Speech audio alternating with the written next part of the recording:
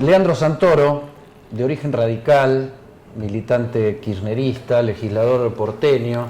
La mayoría de ustedes lo conocen o mínimamente lo tienen visto en programas de televisión, un defensor del modelo kirchnerista, de la década kirchnerista, y ahora muy comprometido obviamente en la nueva etapa que se abre a partir del 10 de diciembre con la asunción de la presidencia de la Nación por parte de Alberto Fernández. Mira. Ya está, perdiste tu condición de independiente. Mirá, AF, ¿viste? Me lo hizo ver Demetrio hace un ratito.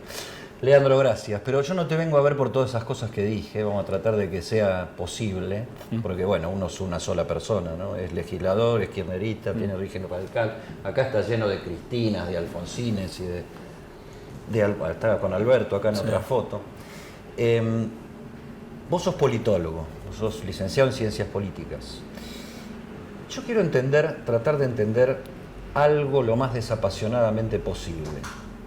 ¿Por qué, después de un gobierno visiblemente malo en materia económica y social, ese presidente saca un toquecito más del 40% de los votos y logra instalar que no perdió por tanto y que Alberto Fernández, que ganó muy bien, no ganó por tanto ni por lo que esperaba? ¿Qué pasa en la Argentina con esa composición? Bueno, es una buena pregunta que requiere el análisis en profundidad desde distintas aristas. Podemos decir que históricamente el antiperonismo o el no peronismo siempre tuvo un voto duro que se manifestó en distintas elecciones. En el año 89, Eduardo Angelós, en pleno proceso hiperinflacionario, saca casi 39%.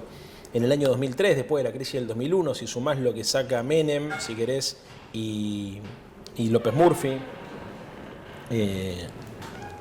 pensé que seguimos. Entran visitas, Entran visitas, no pasa nada. Bueno, repito, entonces después de lo que saca Menem y López Murphy, estamos hablando casi del 40%. A ver, hay un voto no peronista duro. En segundo lugar, más conservador, más neoconservador o más de centro derecha.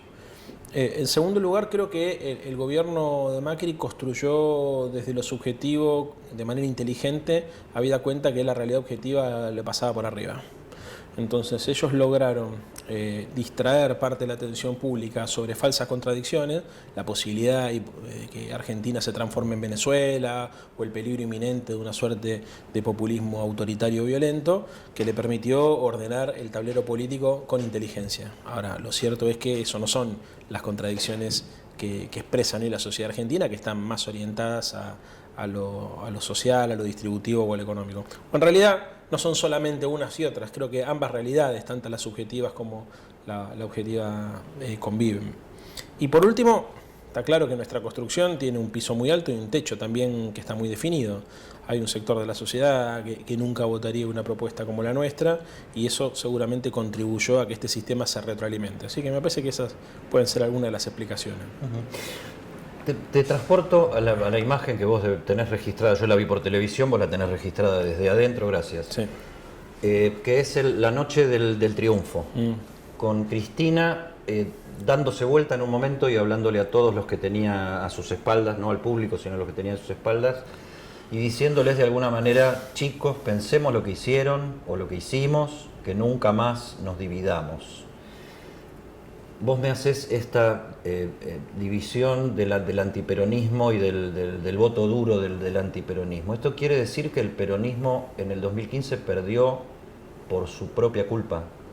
No, creo que por ir dividido. Parte de la explicación de por qué perdió el peronismo es por su culpa, pero no hay ningún efecto complejo monocausal. También el adversario jugó bien. Macri hizo una campaña inteligente e interpeló demandas de la sociedad que nosotros no pudimos interpelar. Distintas demandas, algunas pero creadas. Si sumabas los votos de Massa, sí, pero por ahí ganaban en primera vuelta. Yo creo que los votos de Massa no hubiesen venido para acá. Por ejemplo, en la elección del 2007 se pensaba algo parecido con la elección de senador, y la segunda opción del votante de Massa no era el peronismo de Cristina, sino era el PRO de Vidal. A veces los dirigentes también acomodan su cuerpo de acuerdo a lo que creen que su electorado está demandando. Esto hay que tenerlo presente. A veces no, a veces toman una decisión política y direccionan a su propio electorado hacia una posición, independientemente de que eso le signifique perder parte de apoyo. Yo creo que Macri gana porque porque entre otras cosas se inicia un ciclo en América Latina, si se quiere, post-neoliberal. No lo podemos calificar todavía. Uno podría decir neoconservador. Algunos ya le llaman la neomodernidad. Después Sí. de la posmodernidad, una neomodernidad. Claro, pero bueno. Le ponemos nombres a Sí, las porque cosas. Sí. digo, los ciclos nacionales y populares, la academia los determinó como post-neoliberales. Entre otras cosas porque costaba encontrar comunes denominadores que le dieran una identidad. Bueno, esto todavía es más dificultoso, encontrar una identidad, esto que estamos viendo, porque es un gobierno de derecha que hizo perder plata al Círculo Rojo, que depreció el valor de las empresas que pusieron plata para su Sí, campaña. no perdieron solo los que pierden siempre. Claro, perdieron todo. Entonces, muy raro. Pero bueno, son los signos del tiempo también, ¿no? O sea, está claro que ayer leí una nota que me parecía interesante, que hay características de gaseosidad tanto en el oficialismo como en la oposición, entendiendo que los gases son como moléculas que les cuesta unificarse y darse un volumen determinado. Es un proceso en construcción. Sí, gaseosidad, volatilidad. Sí, sí. No, el fin de los partidismos verticales y de la tan estabilidad de las establecidos. no, pero también y de la estabilidad de las coaliciones de gobierno. Porque también uno podría decir, bueno, destruido el sistema de partidos, se rearmaron coaliciones de gobierno, pero eso le encontró en el correr del tiempo cierta estabilidad. Acá está todo en movimiento. Yo no sé si la coalición entre la coalición cívica, la Unión Cívica Radical y el PRO se va a mantener el año que viene. No lo sé. Sí, hay que ver cómo funciona el retiro de Carrió. Claro. Vos sabés que estás hablando de la identidad y las coaliciones y qué sé yo, y yo naturalmente te empiezo a hablar del peronismo y me contradigo a mí mismo porque acá está lleno de iconografía radical.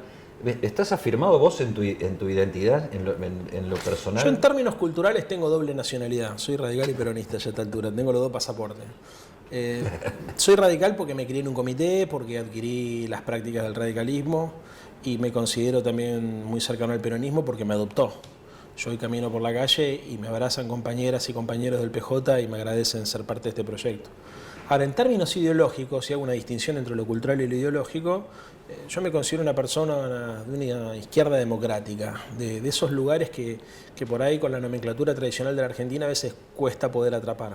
Pero me entusiasmé con lo que pasó en España con Podemos al principio.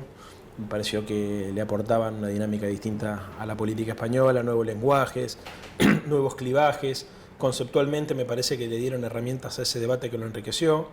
Obviamente siento que hay cosas del kirchnerismo que son distintas a las del peronismo, novedades que el kirchnerismo aporta, que me parece que es súper interesante y que también hace a mi identidad, la apertura hacia el movimiento LGTB. ¿Cuánto pesa hoy en la política argentina? Y creo que el fenómeno es global. Lo generacional, esa cosa tan indescifrable como lo generacional y que seguramente influirá una revolución tecnológica impredecible hace 20 años. Yo digo que si volviéramos a la tecnología de hace 20 años hay guerra mundial, digamos, desaparecerían todas las maneras de comunicación que tenemos ya instaladas en nuestra cultura, ¿no? Mucho, Eddie, mucho. Creo que el corte generacional es casi tan importante como el corte clasista, para interpretar la conducta electoral por lo menos y las identidades políticas. Es muy claro. Me pasó con mucha claridad el día del festejo de las elecciones generales. Parecía un recital del Indio Solari, lleno de pibes. Ahí en Chacarita. Sí, lleno de pibes, por todos lados. Muchos más pibes que militantes tenemos. O sea, tribus urbanas, gente de barrio que se siente compañera pero que no es orgánica de ninguna orga. Se nota mucho. Y creo que pasó algo parecido en la marcha de apoyo a Macri, gente más bien grande. Así que lo generacional me parece que está jugando un papel, por lo menos en los centros urbanos, que es donde yo más claramente analizo la política y la observo. Es que en el tema generacional me detengo un segundito porque a mí me parece muy, muy positivo y muy alentador que nuevas generaciones se vuelquen a la política de la forma que sean. Cada época te da las maneras que te da y no nos vamos a detener en eso porque bueno, cada cual sabe de lo que estamos hablando. Yo veo un cierto riesgo en la buena repolitización de la sociedad a partir de su juventud y que es cierta carga de cinismo, bueno, esas cosas siempre pasan, la política es así, roban todos, lo que importa es el proyecto y no miremos esas cosas, no me discutas por ahí porque no viene por ahí. venimos de un siglo XX que estuvo repleto de valores. Ese siglo XX terminó y en muchos casos los grandes valores tapaban también grandes despropósitos. Pero yo creo que hay ese riesgo de conexión con la política. No sé cómo lo ves vos, que tenés contacto con... Yo tengo contacto con jóvenes. No lo noto cínico. Vos lo tenés en el mundo de la militancia, en el mundo de la política. En tu propio despacho está lleno de jóvenes. No, noto que hay cierto pragmatismo, no sé si cinismo. Pero creo que en otras épocas de la historia adquirió otras formas. Matar por la vida. Esa contradicción es mucho más pesada que bancarse que alguno de los que tenés cerca esté sospechoso de corrupción. Matar por la vida. Mirá vos, qué pragmatismo. Es una contradicción importante, ¿no? Pero bueno, marcó una generación. Sí. Tan reivindicada por el kirchnerismo, ¿no? Los 70. Sí. Es una, digamos, marcó una época. Desde la derecha te podría dar infinidad de ejemplos. Nos agarramos la cabeza cuando vemos la cifra de la pobreza y un segundo después empezamos a justificar las políticas de libre mercado. O por ejemplo, somos categóricos a la hora de condenar a Venezuela porque no hay libertades políticas en Venezuela. Pero con los chinos nos hacemos lo boludo. Ahí hay un régimen súper autoritario, pero como hay libertad de empresa, parece que eso es más tolerante. O tomamos a Estados Unidos como el país donde las libertades individuales se viven en su esplendor, pero nos hacemos los sonsos con las denuncias de Snowden. No las condenamos. Yo no veo mucha gente de derecha diciendo, che, hay algo que está fallando ahí. Más bien nos hacemos los sonsos. Ahora, del otro lado, del lado de la izquierda, ¿no pasa lo mismo? Sí. No, por eso yo te digo, o sea, es la vieja paja en el ojo ajeno, digamos. No, sí. A ver, te pongo estos ejemplos. Vos pusiste el de la corrupción y yo te lo tomé como legítimo. O sea, como válido, no como legítimo, en el sentido de que tenés razón lo que decís. Hay cierta tolerancia. También del otro lado, ¿no? Porque ¿quién puede creer, qué militante del PRO puede creer que Macri es honesto? No, eso no creo que pase. Creo que... Bueno, pero eso no justifica, ¿no? No. O sea, No. la corrupción, bueno, pero los otros... Entonces, o sea, eso nos pone en una contradicción difícil. O sea, ¿cuál es tu chorro preferido? Y me parece que la discusión política es otra. No, lo que pasa es que hay una lectura que está bastante instalada en el debate político argentino que presupone que los corruptos son de un partido y hay otro partido que son esto. Eso, digamos, es lo que me parece insostenible. Dicho lo cual, tenés razón vos, Edi. Yo coincido con vos. No estoy planteando... O sea, creo estoy tratando de no ponerme creo que lo que no hay de ningún lado, y si el interlocutor fuera otro me pondría del otro, me imagino digamos. Que sí. Y yo te lo respondo, digamos, partiendo de la premisa de que lo que vos decís es cierto. Yo lo que digo también es que procesos largos en la política, o sea, una década de Menem, casi una década y media de dual de kirchnerismo, digamos, si tomamos ese proceso como uno solo después del 2001-2002, que nos marcó en tantas cosas, te dan también más tiempo para ver procesos de acumulación de este tipo de casos que 4 años no te lo dan, digamos. Entonces eso también ayuda a los otros a instalar la idea de que ustedes son eso y nosotros vinimos a salvar la República. Pero yendo al fondo de tu pregunta, yo me lo pregunté muchas veces y lo reflexioné bastante.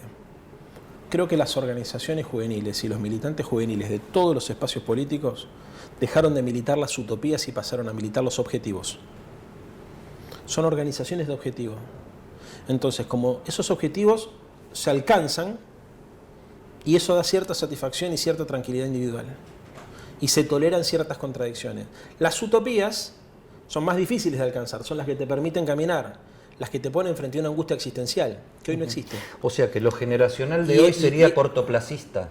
Es más concreto, más cortoplacista, aunque estoy haciendo una generalización, porque está claro que no se puede decir, che, los militantes juveniles no tienen utopías. No, estoy diciendo, la palabra utopía no es una palabra que esté demasiado incorporada en los discursos que circulan hoy. De hoy, sí, claro. Lo estaba en el siglo XX. Si hubiese estado, eso te obliga, por ejemplo, a guardar cierta conformidad entre lo que pensás, lo que decís y lo que haces. Te pone en un aprieto moral, es incómodo militar por una utopía. Es más cómodo militar por un objetivo. ¿Por qué militás vos? Por el equilibrio fiscal, te dicen algunos. ¿O por qué militás vos? Para garantizar la transferencia con programas como la asignación universal por hijo. De un lado y del otro. Esos objetivos convierten a las personas en... Por el tipo de cambio.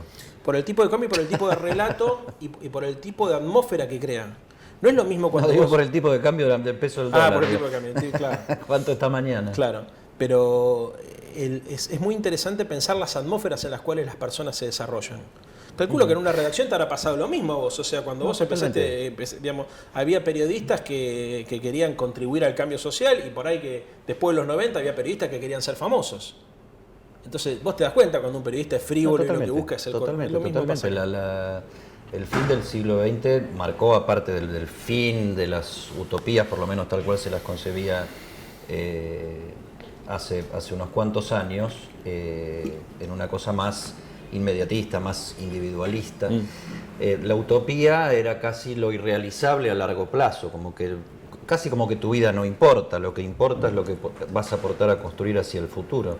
Lo que vos me estás planteando es, por lo menos en términos del riesgo, una construcción de un futuro que no pasa a ser lo trascendente, no pasa a ser lo interesante. Yo creo que lo interesante de la repolitización de la Argentina después de y acá no hablo de kirchneristas o no kirchneristas, hablo de una generación. Lo interesante de la repolitización de la juventud argentina, que se dio también por derecha, se ve menos, pero también hay muchos jóvenes por derecha que han tomado iniciativas políticas, es que pudieron sobrellevarse a la idea de la muerte de las ideologías y de los grandes relatos.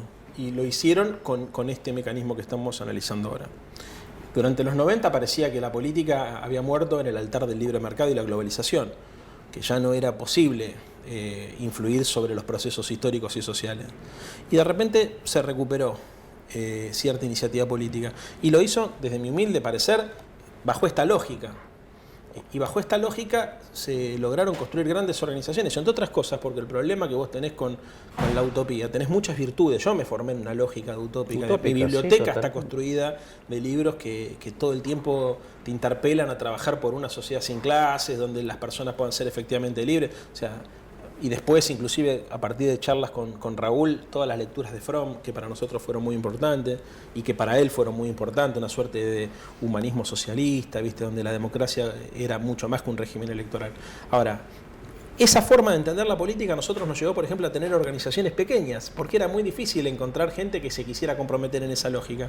Sin embargo, organizaciones que surgieron después, al calor de conquistas concretas, de menor a mayor, algunas simbólicas, como puede ser bajar el cuadro de un genocida de la escuela militar, otras mucho más importantes, como puede ser la recuperación de una empresa nacional como YPF, fueron haciendo que personas sintieran que la política tenía algo que ver con su vida, frente a la idea de vacío que nosotros vivimos en los 90, después de la derrota del alfonsinismo, de lo que fue simbólicamente la derrota de la primavera alfonsinista, donde la gente pensaba que la política era solamente una actividad más, una profesión. Del lado del kirchnerismo yo veo el proceso de masificación de la militancia juvenil entre el conflicto con el campo, el conflicto con Clarín y la muerte de Néstor Kirchner. O sea, yo veo que ahí pasó algo en un corte generacional donde en el centro no está ni el campo ni la muerte de Kirchner. Como articulador está la pelea con Clarín y esa pelea parece que... Yo creo que la muerte de Néstor fue todavía más fuerte. De hecho, te lo podría dar como dato duro, porque hablando con el Cuervo Larroque y con compañeros de la Cámpora me dijeron que la gran explosión fue a partir de la muerte de Néstor. De cientos de pibes en las unidades básicas. Che, ¿qué hacemos con toda esta gente? ¿No estábamos preparados? No, la Plaza de Mayo era increíble lo que sucedió. Ya había visto una pequeña aparición de un fenómeno raro cuando fue el acto de Néstor con los jóvenes en el Luna Park, que usaron el Nestornaut y todo, pero la gran explosión fue esa. Le dio la mística a ese proceso histórico que por ahí, digamos, le estaba costando encontrar, digamos, con una organización que acompañaba a un gobierno que iba resolviendo problemas y apagando incendios día a día.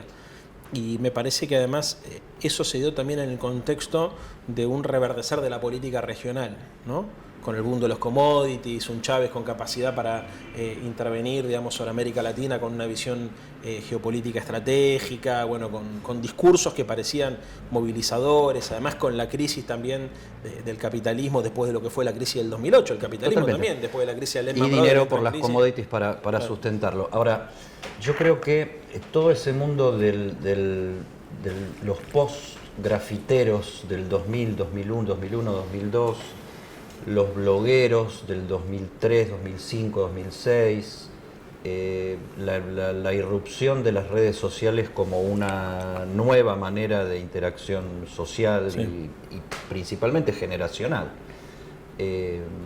Se articuló, se amalgamó con Clarín como enemigo.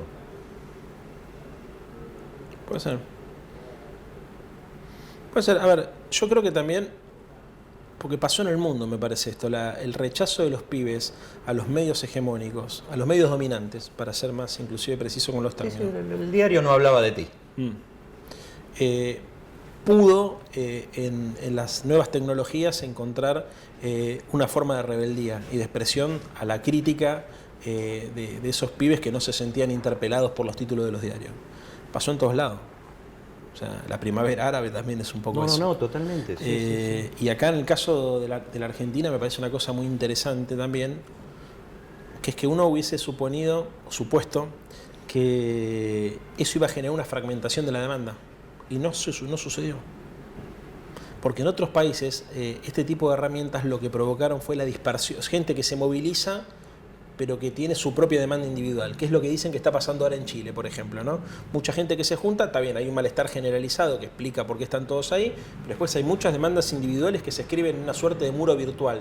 Por eso es difícil encontrar una conducción clara, o por eso aparecen estos liderazgos que hoy aparecen y mañana desaparecen. En el caso de la Argentina esto se pudo dar en el reverdecer también de organizaciones políticas tradicionales, o sea, se logró convivir dos lógicas, logró que coexistan dos lógicas, una más individualista, que es la que te permite expresarte a través de las redes sociales, y además la participación comunitaria en el marco de una unidad básica, un centro cultural, que permitió que las personas pudieran salir de casa y de la comodidad del teclado a compartir experiencias con otros. Esto para mí es interesante y es singular de nuestro país.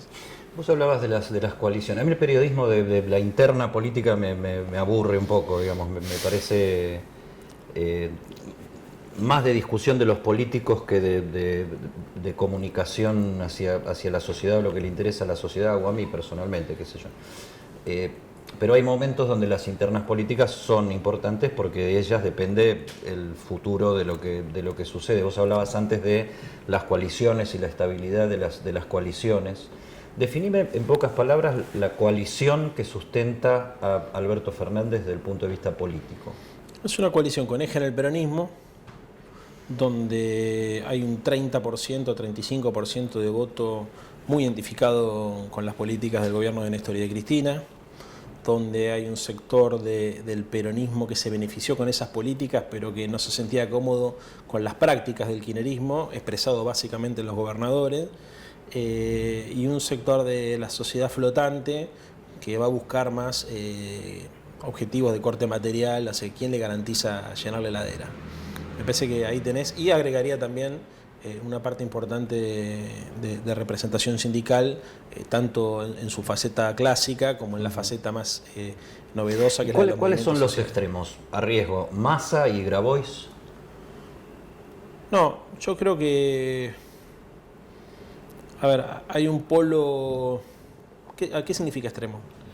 Bueno, alguien que ha sido más autónomo y crítico del kirchnerismo, incluso trabajando en momentos en conjunto con el macrismo. Porque tienen volúmenes pensando distintos. como Massa, y los movimientos sociales, claro, que se refugiaron en el kirchnerismo, pero ahora está Juan Grabois diciendo, ojo, que a Alberto le vamos a marcar la cancha cuando llegue la hora. Yo creo que Grabois tiene más compañeros que votos, y Massa tiene más votos que compañeros. Entonces no sé si son equiparables. Ajá. Me da la sensación que si Grabois se presentara en una elección sacaría muchos votos, pero vale más por los compañeros que tiene, y me da la sensación que si Massa se presentara en una elección tal vez tenga muchos más votos que cantidad de militantes. Entonces, ¿quién te gusta más de los dos, Massa o Grabois? No, y yo, a ver... ¿Para qué me vas a preguntar? Claro, pero a ver... ¿Me gusta para qué? No, yo me siento más identificado con Grabois, sin duda. A pesar de que no tengo diálogo y hay un montón de cosas que no comparto, su forma... No tengo ni siquiera su teléfono en mi celular. O sea, hablé una sola vez en mi vida con él. Y obviamente el tipo representa un sector social distinto al mío, y yo tengo por ahí una tradición más radical, viste, que seguramente para las formas de él son más más extrañas, pero yo entre una persona que representa a los sectores medios y una persona que representa a los sectores populares, desclasados, a priori me juego con el que representa a los más débiles, independientemente de que tal vez tenga más empatía a la hora de hablar con Massa, con el cual tampoco... ¿Es un riesgo la conflictividad social para el gobierno de Alberto? Va a tener que administrar eso porque es inevitable. Es un riesgo para la democracia en América Latina. Obvio. El gabinete, en términos teóricos, pero no solo teóricos, porque vos estás informado, tenés diálogo con Alberto Fernández permanente. El gabinete tiene que expresar el presidencialismo clásico que ahora va a representar Alberto, o tiene que expresar a la coalición con la potencia que tiene Cristina Kirchner dentro de Frente de Todos. Ambas cosas a priori, pero el gabinete en un sistema presidencialista como el nuestro está compuesto por colaboradores del presidente. En los regímenes parlamentarios puede darse el caso de que haya ministros que ocupen la representación de un partido distinto y que tengan un juego de autonomía acordado previamente antes de la constitución del gobierno, que no se da en el caso de un gobierno presidencialista. O sea, es común en Europa, por ejemplo, que los verdes ocupen el Ministerio de Medio Ambiente y que tengan disputas con el Ministerio de Economía por alguna política pública, y no pasa nada, digamos, eso se entiende que es así.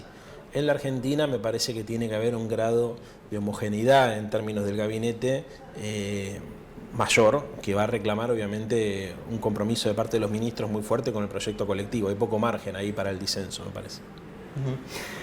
Vamos terminando ya, pero a mí me gustaría sacar un tema, no para meternos en una realidad ajena como la de Bolivia, por ejemplo, que ese va a ser la excusa, sino para tratar de entender la política en general y la construcción de los liderazgos populares en particular.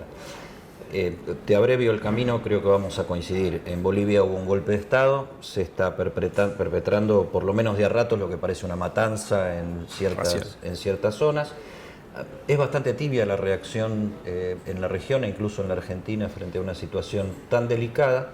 Pero ayer una intelectual a la que no se le puede adjudicar ser de derecha o lo que sea, Rita Segato, feminista, antropóloga, etcétera, para quienes no la tienen registrada, planteó que cuestionar la brutalidad del nuevo régimen en Bolivia o del macho Camacho como un personaje impresentable y repudiable no nos debe llevar a pensar en que Evo Morales es un santo perfecto, sino que algo tuvo que ver con esta crisis que se desató en Bolivia. ¿Qué decís? Que filosóficamente coincido, creo que políticamente es un error plantearlo. Yo, a ver, ahora que ya está resuelto el proceso, te diría algo que en otro momento no hubiese dicho. Para mí fue un error Evo Morales tratar de ir por un cuarto mandato. Si el pueblo se manifiesta a través de un referéndum diciendo que no, es soberano, por más que no sea vinculante ese referéndum. Ahora, ¿cuándo decir eso y de qué manera? Porque uno, cuando interviene en la realidad política, tiene que saber que una acción genera una reacción. Ninguno de nosotros ayer... O sea, vos decís que una crítica, aunque contenga autocrítica, a destiempo puede ser hacerle fácil la cosa al enemigo, digamos. Exactamente. Ya terminamos. Exactamente. Creo que es un error no contemplar la reacción del enemigo, del adversario, si uno tiene volumen político. Si vos no tenés volumen político, podés decir lo que pensás, pero no es es como jugás en un equipo. Vos jugás en equipo y tenés disidencias con el planteo táctico del director técnico. En el vestuario lo puede plantear, pero en la cancha, si estás jugando, o sea, lo más probable es que termine facilitando a que el adversario te haga más goles. Entonces, está bien, hay que tener pero no estamos jugando un partido de fútbol. Estamos, entre otras cosas, también, y es discurso del nuevo oficialismo, construyendo ciudadanía. Sí. Entonces, lo que yo me planteo ahí es si en política termina valiendo más la especulación que la palabra. Porque aquellos que se han dicho palabras tremendas, hoy encabezan un nuevo proceso político en la Argentina, y hay palabras que por más ciertas que sean, conviene no decirlas en determinado momento. Te lo voy a responder. Yo una vez lo charlé esto con Alfonsín. Ajá. Y Alfonsín me salió con la ética de las convicciones y la ética de la responsabilidad. Alfonsín tenía un dilema personal muy fuerte entre la ética y la política. Entonces decía que a veces un estadista, un presidente, por eso es muy importante saber desde qué posición de poder está cada enunciador, ¿no? No hablamos todos del mismo lugar. Si sos un militante político, yo recomiendo siempre hablar desde la ética de las convicciones, ¿no? Pero si estás gobernando, a veces tenés que tener en cuenta la ética de la responsabilidad. Y Alfonsín ponía un ejemplo, decía, mentir está mal en política, pero si vos tenés un plan económico armado y viene un periodista y 24 o 48 horas antes de que vos lo anuncies te pregunta si vas a devaluar y pensás devaluar, tenés la obligación moral de decir que no, porque el daño que provocaría sería mayor. Ahí la ética de las convicciones le cede lugar a la ética de la responsabilidad. Depende mucho de la posición de poder que uno tenga, Eddie. ¿Entendés? O sea, no podés hacer una máxima universalizable. Siempre uno tiene que decir lo que piensa. No siempre decir lo que pensás. Ahora, tampoco lo contrario. Entonces se elige a los aliados y a los amigos y a los enemigos más por la especulación del momento y del corto plazo que por las convicciones de fondo. Con esa explicación tampoco estoy de acuerdo. Porque también insisto, o sea, vos estás queriendo construir una ley general para tratar de interpretar un fenómeno complejo y yo lo que te digo es, depende del contexto. Por ejemplo, a ver, con los Estados Unidos, ¿qué relación tenés que tener?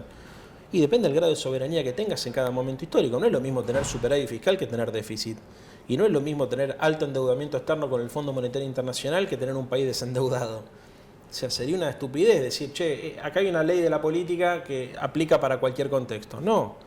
Porque el problema con las construcciones sociales es que son dinámicas. Yo creo que algo de esto dijo Alberto en el debate cuando dijo, miren muchachos que nosotros tenemos herramientas ortodoxas y heterodoxas de acuerdo a cómo sea la circunstancia. ¿Eso qué significa? ¿Que somos ultra pragmáticos y que no tenemos convicciones? No, las pelotas.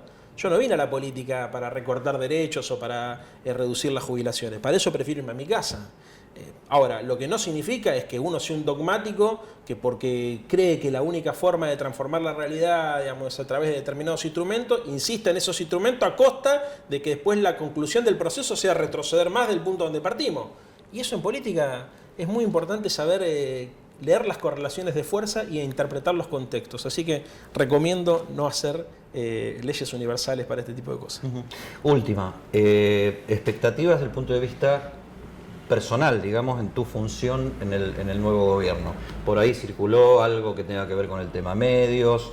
Se dicen muchas cosas en este momento y me parece que puede ser muy interesante andar jugando a la raspadita a ver quién va a hacer qué y qué sé yo. Pero bueno, estás vos en la conversación, yo no, estoy conversando con vos. Algo que puedas anticipar, ver, desear. No, yo lo que hablé con Alberto en su momento, hablé muy poco de mí. Le pregunté si que necesitaba que hiciera.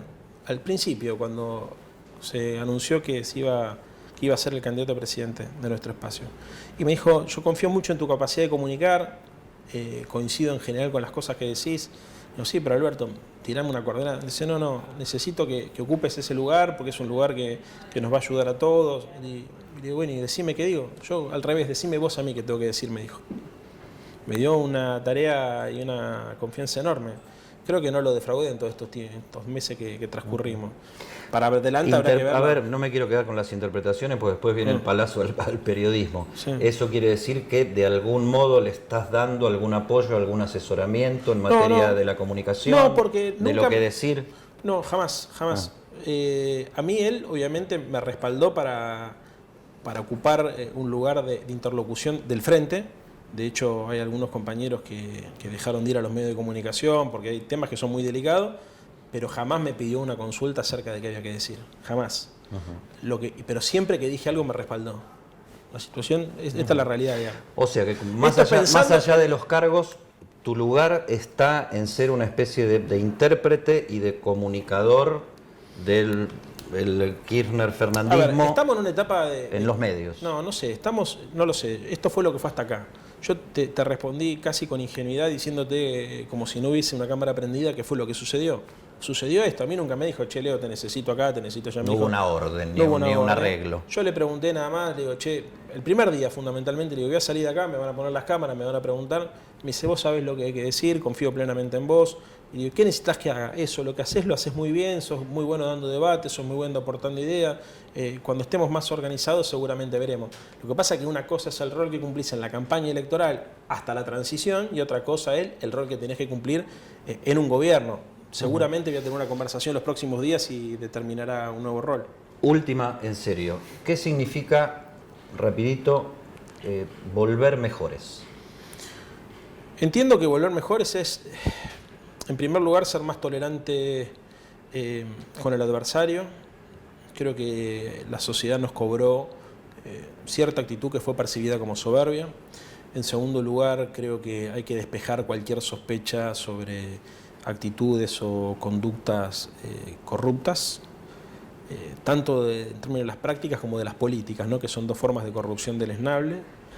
En tercer lugar, creo que volver mejores significa también entender que parte de la verdad está en el discurso del adversario, que uno no representa la verdad ni la totalidad de los intereses nacionales, sino que está obligado a conciliar y está obligado a escuchar al otro y contener parte de la mirada del otro en la propia posición, y por eso se hace tanta insistencia con el pacto social, con la institucionalización del Consejo Económico y Social, etc. Bueno, y volver mejores ojalá sea también poder ir más a fondo con el proceso de redistribución del ingreso, ¿no? No termina mal. ¿La función de la crítica le corresponde al adversario? ¿Es los propios y los adversarios? ¿Así se divide el planeta? No, la función de la crítica le corresponde a los intelectuales orgánicos, entendidos como Gramsci determina a los intelectuales orgánicos. Por ejemplo, hay gente que no se considera ni adversario ni oficialista, pero que tiene una posición de prestigio en la sociedad que le permite enunciar ideas que son tomadas en cuenta por el conjunto de la opinión pública. El rol de los periodistas, algunos periodistas, ¿no? Los periodistas que tienen elaboración propia, o los intelectuales orgánicos en el sentido más amplio. Te voy a poner un caso, por ejemplo, no sé, Sarlo, ¿no? Sarlo, que es nuestra, es de ellos, no sé qué es. Ahora, ¿es una voz que tiene prestigio y legitimidad en la sociedad? Sí. ¿Se le tiene que prestar atención? Yo pienso que sí, sería una imprudencia. No es un nosotros y un ellos. En todo caso, es entender, digamos, que al debate público asisten personas de distintas procedencias y con distintas legitimidades, y la construcción de los consensos no se da solamente en el marco del Parlamento, que ahí tendrías razón tu pregunta, se da en otro tipo de institutos mucho más amplios, incluso algunos institutos informales, como pueden ser ámbitos como los clubes de la cultura o ámbitos de clubes políticos, donde el circular de las ideas van construyendo consensos elementales que permiten repensar un contrato social. No, para nada. Yo por lo menos no tengo esa mirada dicotómica, al contrario, tengo una mirada tan amplia que suelo disfrutar cuando alguna persona que no viene de la política, como es tu caso, me pone en un aprieto intelectual para hacerme pensar. Leandro Santoro, en el barro, nos vemos pronto.